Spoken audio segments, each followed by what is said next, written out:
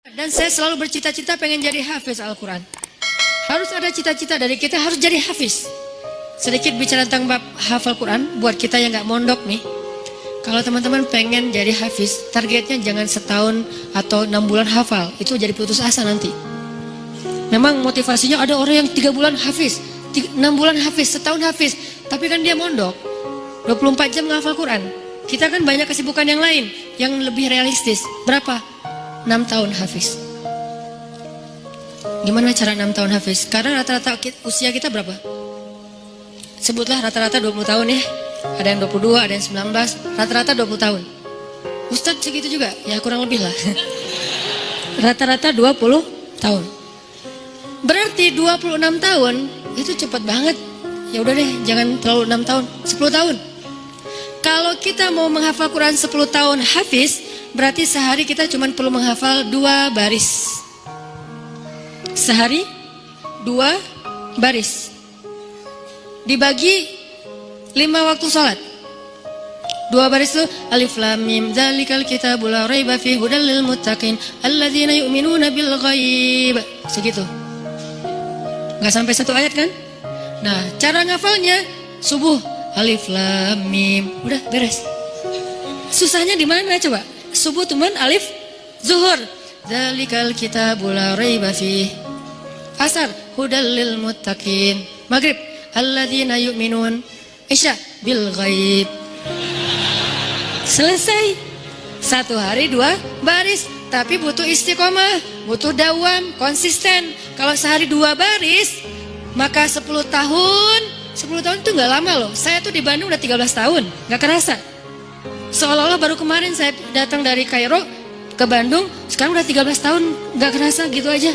Tiba-tiba udah 13 tahun, berarti kalau saya ngafal sehari 2 baris, sekarang udah 3 tahun yang lalu udah selesai tuh. Berarti semua kita bisa jadi hafiz sebetulnya kalau udah lancar tahsinnya. Sehingga kita meninggal berstatus hafiz. Bukan untuk pamer ke orang, bukan untuk taruh di Instagram bio, hafiz Al-Quran.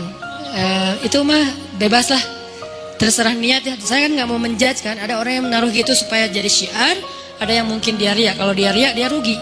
Kan ngafal Quran gak gampang, masa mau dihabisin dengan hanya taruh di bio, rugi banget tuh. Nih kenapa saya sedikit masukin ke bab hafiz. Saya berharap kalau ada yang dengar ceramah ini jadi termotivasi menghafal Quran, saya dapat pahala dari yang menghafal itu.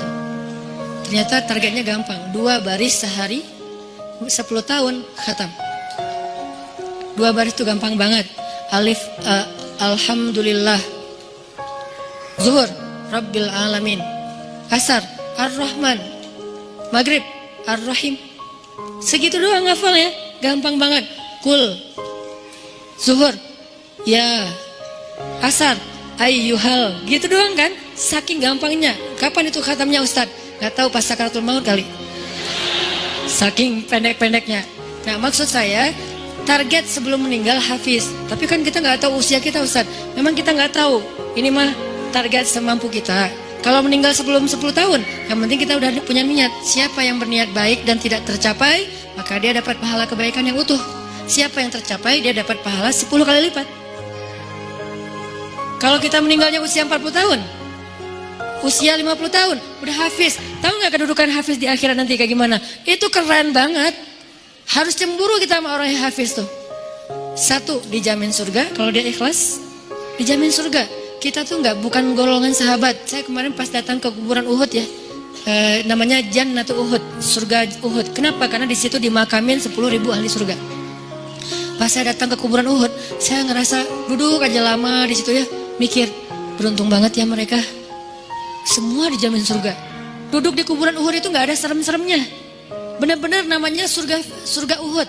Karena kayak kita duduk di atas taman surga. Kan datang ke kuburan itu ada agak-agak serem gimana gitu kan.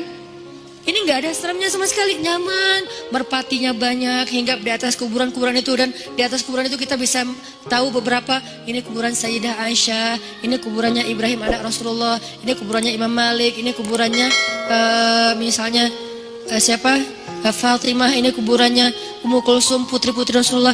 Duduk aja di atas kuburan para sahabat.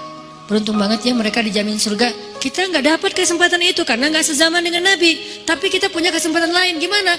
Hafiz Al-Quran, dijamin surganya. Dengan syarat ikhlas dan tidak berbuat dosa besar. Dijamin surga. Satu. Kedua, bisa bawa 10 orang selain mantan ke surga. Kasihan juga ya mantan ini ya. Makanya jangan jadi mantan. 10 orang. Siapa aja? Ayah, ibu, udah pasti itu. Makanya saya pengen menghafal Quran biar kalau saya khatam, saya ngerasa di dunia itu belum sempat berbakti sama ibu dan ayah saya. Keburu meninggal pas tsunami. Nanti saya pengen berbaktinya di akhirat. Berbakti di akhirat, hafal Quran. Sehingga nanti di akhirat saya berharap berhusnuzon ke Allah, bukan sok pede ya.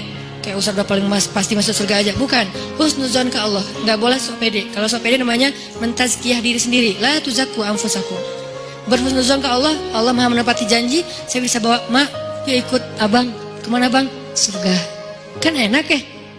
Bapak, yuk ikut abang, kemana? Surga. Kakak saya meninggal juga di tsunami. Itu buat saya ibu kedua saya setelah ibu saya, karena dia paling banyak berkorban. Kak Yus, yuk ke surga. Kemana? Ayo ikut abang, kemana bang? Surga. Itu tuh kayak goals, akhirat goals lah.